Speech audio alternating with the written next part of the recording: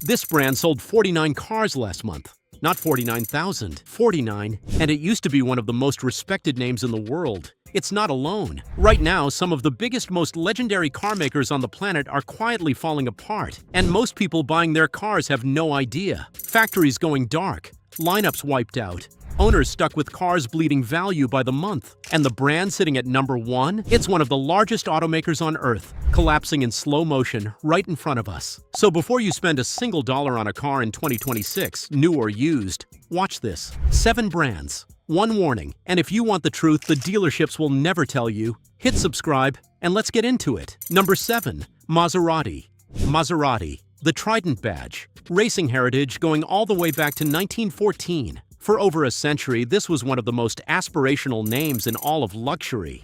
The car you bought when a Ferrari felt like too much and a Mercedes felt like too little. Owning a Maserati meant you'd arrived. And right now, it's quietly falling apart. Start with the number that says it all.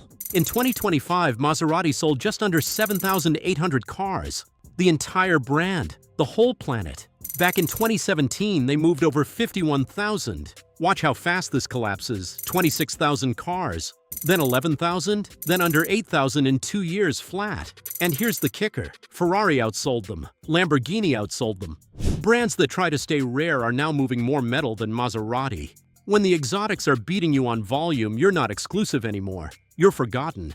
Then comes the part that wrecks your wallet. Some Maseratis lose more than half their value in just 3 years. Spend $100,000 today and in 36 months you might be looking at a $30,000 car. You didn't crash it? You barely drove it.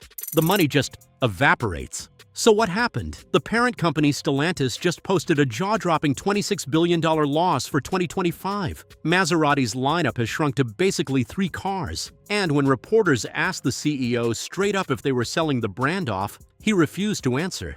The one man who could have defended Maserati said nothing. So if that Trident badge tempts you in 2026, ask yourself one thing first. Are you buying a piece of history or the last car off a sinking ship? Number 6. Alfa Romeo. And this one genuinely stings. Alfa Romeo has been building cars since 1910. The badge a young Enzo Ferrari raced and won with before he ever built a car with his own name on it. Formula One titles, stunning machines. A sound that makes grown enthusiasts go quiet. And when Alfa returned to America in 2017, with the Giulia and Stelvio, the car world lost its mind. This was the comeback. It wasn't. In 2025, Alfa sold a grand total of 5,652 cars in the entire United States, down a brutal 36% in a single year. And the math gets ugly. Alfa is down to around 110 dealers nationwide, which means the average store sold barely 4 cars a month. 4. There are pizza places that move more product before lunch. Here's the part that really stings. The average Lamborghini dealer now outsells the average Alfa dealer. Lamborghini charges full sticker. Alfa throws thousands in discounts just to clear lots. So why won't people buy them? Cruel twist. Drive one and you'll fall in love. Owners say the same thing every time. They adore how it drives and dread everything else about owning it. The reliability reputation has haunted Alfa for decades, and the headlines don't help. One recent recall warned the brake pedal on thousands of Tonales could literally collapse. When the brakes make the news, that's a trust problem money can't fix. Behind all of it sits the same shadow we just saw. Stellantis, buried under a $26 billion loss for 2025. Alfa's all-electric plan? Torn up. The replacement models keep slipping. The pipeline is thin. So that gorgeous badge will tempt you in 2026. Just remember that falling in love is easy. Living with it is what breaks people. Number 5. Mitsubishi. And if you grew up in the 2000s, this one hits different. There was a time when Mitsubishi was genuinely cool. The Eclipse tearing through the first Fast and Furious. The Lancer Evo, a rally-bred turbocharged monster that humiliated cars costing twice as much. This was the scrappy underdog punching way above its weight. Affordable, fast, fearless. That Mitsubishi is gone. Completely. Here's where it stands today. In 2025, Mitsubishi sold under 95,000 cars in America, down another 14% in a year. And here comes that gut punch stat again. A single model. The GMC Yukon nearly outsold Mitsubishi's entire brand by itself. One SUV. Against everything Mitsubishi makes, because everything they make is now almost nothing. The Eclipse is dead, the Evo is dead, and they just killed the Mirage, the last brand new car in America you could buy for under 20 grand, the very thing that pulled budget buyers in the door. What's left? 3 crossovers. They even slapped the legendary Eclipse name on one of them, which tells you everything about where this brand's soul went. Then the tariffs hit, and Mitsubishi had zero protection. They don't build a single car on American soil, every vehicle is imported. So when the duties landed, it carved an estimated $267 million straight out of their profit, with no factory to soften the blow. And the trust problem runs deep. This is a brand caught hiding defects in the 2000s, then caught again faking fuel economy numbers on over 600,000 vehicles. The fallout was so severe that Nissan had to ride in and buy control just to keep the lights on. Remember that name,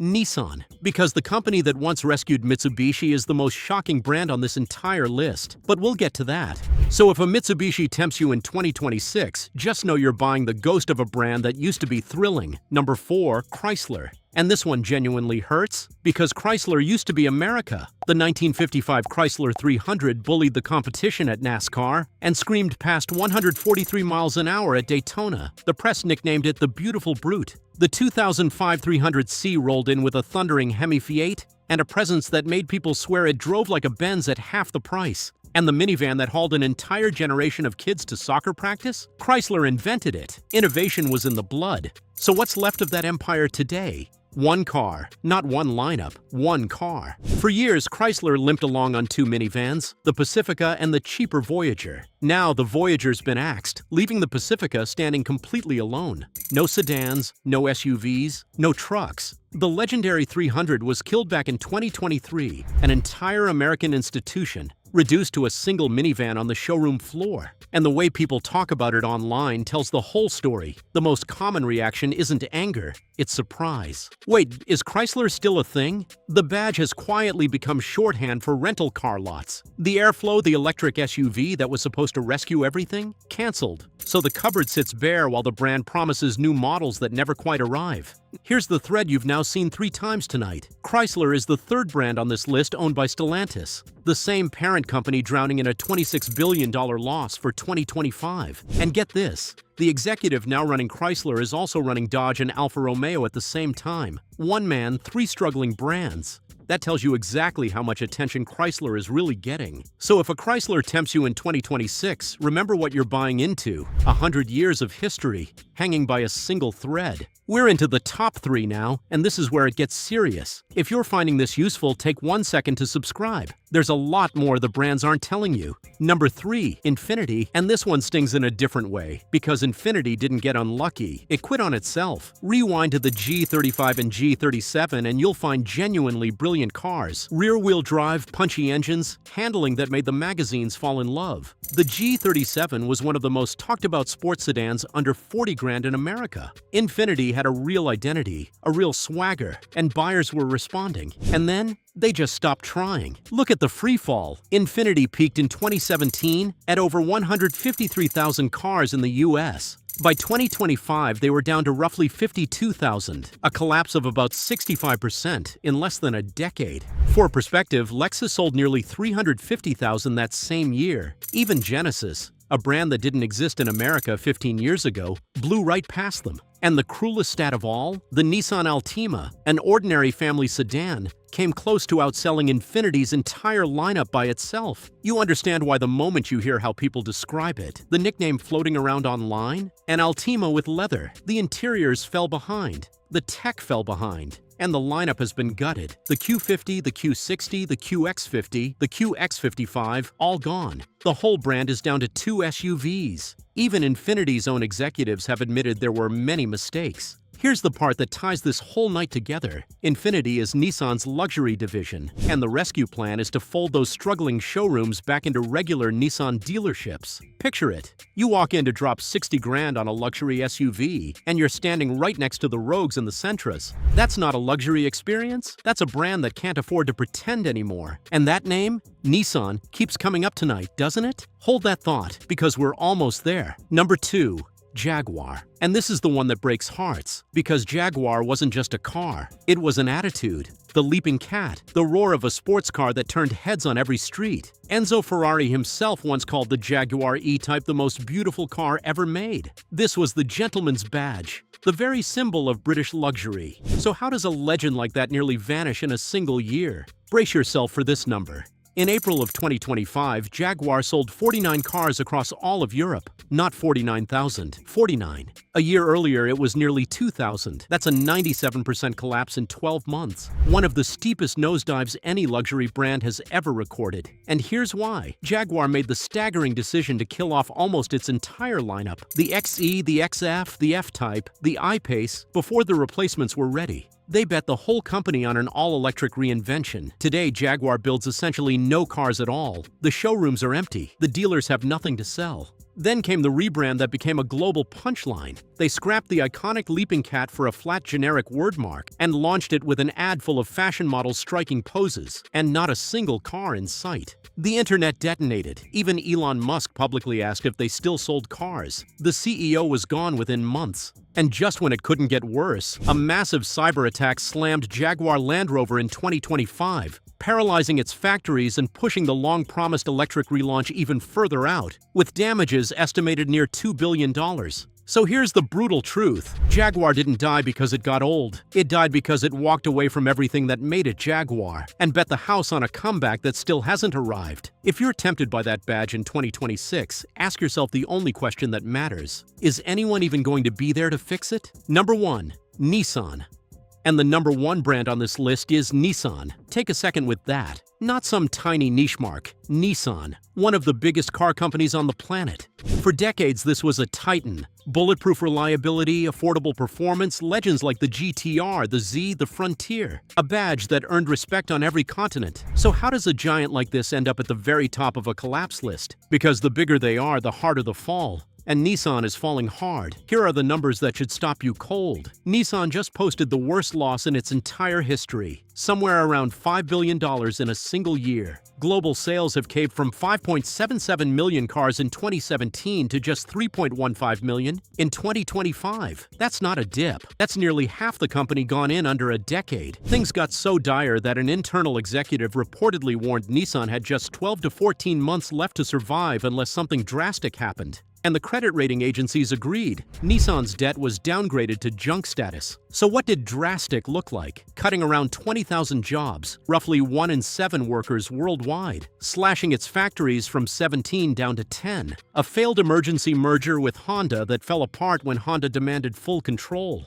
And to scrape together cash, Nissan started selling off its stake in Mitsubishi. Yes, the same Mitsubishi from earlier on this list, the company Nissan once rescued. The lifeguard is now drowning too.